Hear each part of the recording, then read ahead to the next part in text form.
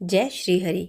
श्रीमद् भगवद गीता कल्याण की इच्छा वाले मनुष्यों को उचित है कि मोह का त्याग कर अतिशय श्रद्धा भक्ति पूर्वक अपने बच्चों को अर्थ और भाव के साथ श्री गीता जी का अध्ययन कराएं। स्वयं भी इसका पठन और मनन करते हुए भगवान की आज्ञा अनुसार साधन करने में समर्थ हो जाएं, क्योंकि अति दुर्लभ मनुष्य शरीर को प्राप्त होकर अपने अमूल्य समय का एक क्षण भी दुख मूलक क्षणभंगुर भोगों के भोगने में नष्ट करना उचित नहीं है। गीता जी का पाठ आरंभ करने से पूर्व निम्न श्लोकों का भावार्थ सहित श्री हरि विष्णु का ध्यान करें। शांताकारं भुजगशयनं पद्मनाभं सुरेशं विश्वाधारं गगन सदृशं मेघवर्णं शुभांगनं लक्ष्मीकांतं कमलनयनं योगीभिर ध्यान गम्यम वंदे विष्णु भवभयहरं सर्वलोके नाथम। अर्थात जिनकी आकृति अतिशय शांत है, जो शेषनाग की शैया पर शयन किए हुए हैं, जिनकी नाभि में कमल है, जो देवताओं के भी ईश्वर और संपूर्ण जगत के आधार हैं, जो आकाश में सदृश सर्वत्र व्यापक हैं, नील मेघ के समान जिनका वर्ण है, अतिशय सुंदर जिनके संपूर्ण अंग हैं, जो योगियों द्वारा ध्यान करके प्राप्त किए जाते हैं, जो संपूर्ण लोकों के स्वामी हैं, जो जन्म मरण रूप भय का नाश करने वाले हैं, ऐसे लक्ष्मीपति कमल नेत्र भगवान श्री विष्णु को मैं प्रणाम करती हूँ। ब्रह्मा, वरुण, इंद्र, रुद्र और मरुद्र दिव्य स्तोत्रों द्वारा जिनकी स्तुति करते हैं, सामवेद के गाने वाले अंग, पद, कर्म और उपनिषदों के सहित वेदों द्वारा जिनका गान करते हैं, योगीजन ध्यान में स्थित मग्न हुए मन से जिनका दर्शन करते हैं, देवता और असुरगण जिनके अंत को नहीं जानते, उन परम पुरुष नारायण देव के लिए मेरा नमस्कार है। अब हम गीता का पाठ शुरू करते हैं। ओम श्री परमात्मने नमः। श्रीमद् भगवद गीता का पहला अध्याय। श्री कृष्ण और अर्जुन संवाद।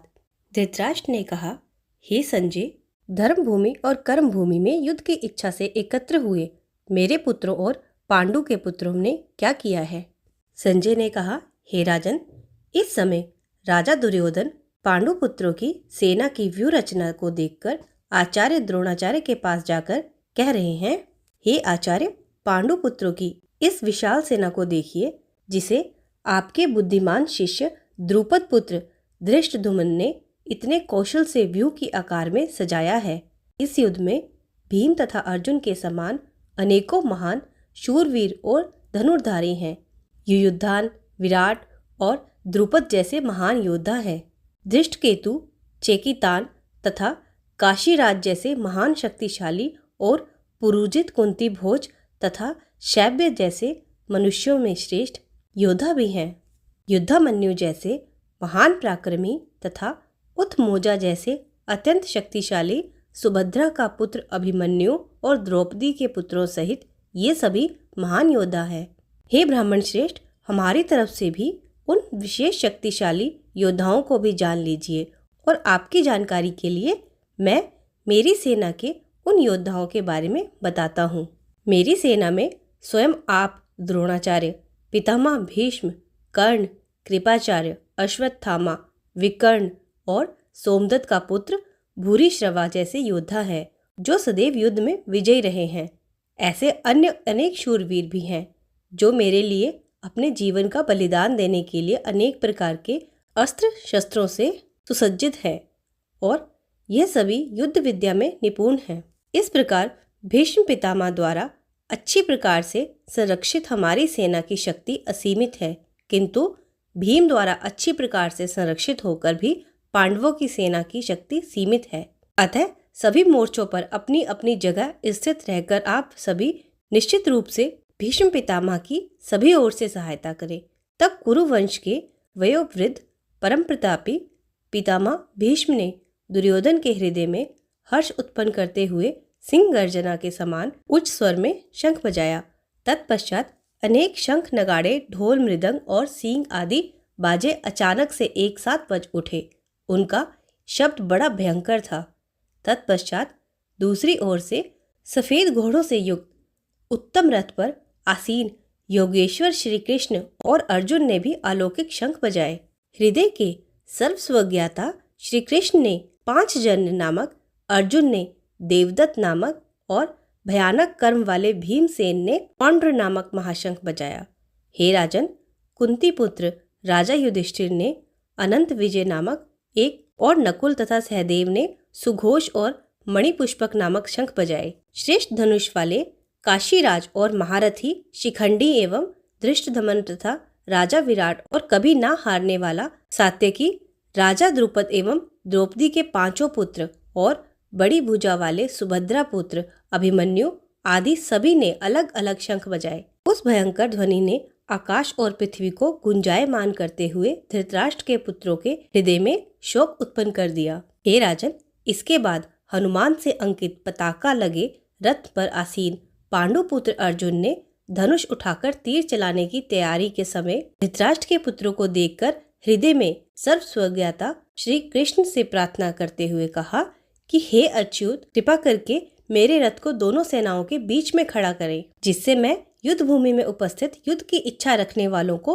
देख सकूं कि इस युद्ध में किन किन के साथ मुझे युद्ध करना है।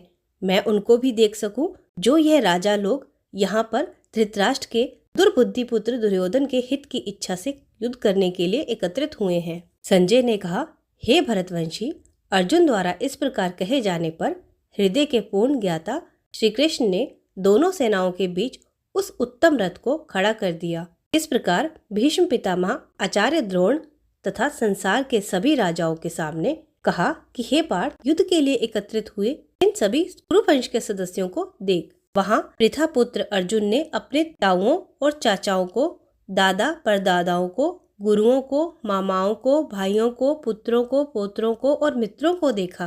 कुंती पुत्र अर्जुन ने ससुरों को और शुभचिंतकों सहित दोनों तरफ की सेनाओं में अपने ही सभी संबंधियों को देखा। तब करुणा से अभिभूत होकर शोक करते हुए अर्जुन ने कहा, हे कृष्ण, युद्ध की इच्छा वाले इन सभी मित्रों तथा संबंधियों को उपस्थित देखकर मेरे शरीर के सभी अंग कांप रहे हैं और मुख सूख रहा है और मेरे शरीर में कंपन से रोमांच उत्पन्न हो रहा है। मेरे हाथ से गांडीव धनुष छूट रहा है तथा त्वचा भी जल रही है।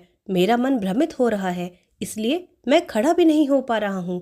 हे केशव, मुझे तो केवल अशुभ लक्षण ही दिखाई दे रहे हैं। युद्ध में स्वजनों को मारने में मुझे कोई कल्याण नहीं दिख रहा है। हे कृष्ण, मैं ना तो विजय होना चाहता हूँ और ना ही राज्य और सुखों की इच्छा करता हूँ।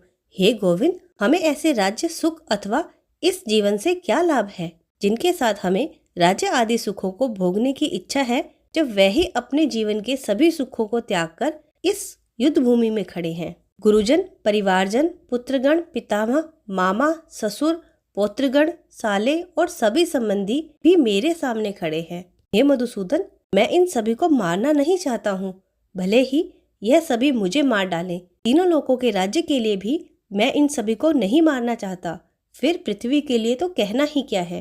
हे जनार्दन, धृतराष्ट्र के पुत्रों को मारकर हमें कौन सी प्रसन्नता मिलेगी, बल्कि इन अतियाइयों को मारकर हमें पाप ही लगेगा।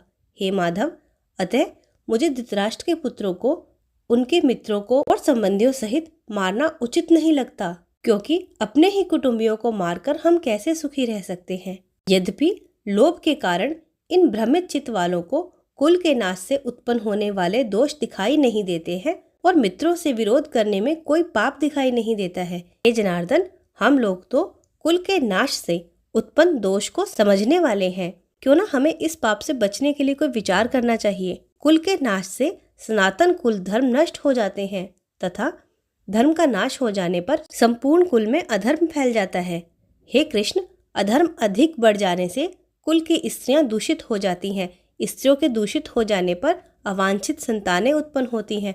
अवांछित संतानों की वृद्धि से निश्चय ही कुल में नारकीय जीवन उत्पन्न होता है। ऐसे पतित कुलों के पितृ गिर जाते हैं, क्योंकि पिंड और जल के दान की क्रियाएं समाप्त हो जाती हैं। इन अवांछित संतानों के दुष्कर्मों से सनातन कुल और जाति धर्म नष्ट हो जाते हैं। हे जनार्दन, जिनका कुल नष्ट हो गया है, ऐसे मनुष्यों को अनिश्चित काल तक नरक में रहना पड़ता है, ऐसा हम सुनते आए हैं। ओह, ये कितने आश्चर्य की बात है कि हम बुद्धिमान होकर भी महान पाप करने को तैयार हो गए हैं, जो राज्य और सुख के लोभ में अपने प्रियजनों को मारने के लिए आतुर हो गए हैं। यदि मुझे शस्त्र रहित विरोध न करने वाले को धृतराष्ट्र के पुत्र हाथ में शस्त्र लेकर युद्ध में मार डाले, तो भी मैं इस प्रकार मरना मेरे लिए अधिक श्रेयस्कर होगा। संजय ने कहा।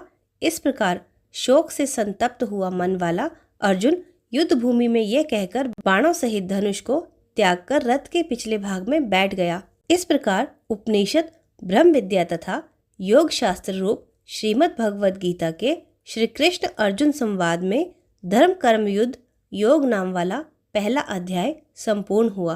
हरिओम तत्सत। अगर आपको ये अध्याय अच्छा लगा हो तो कमेंट में हरिओम तत्सत लिखकर बता दें। इस वीडियो को लाइक कर दें और मेरे चैनल को सब्सक्राइब कर दें। अगले कल हम करने वाले हैं दूसरे अध्याय का महात्म, इसलिए आप मेरे साथ जुड़े रहें। हम गीता के 18 अध्यायों के 18 महात्म करेंगे। जय श्री हरि।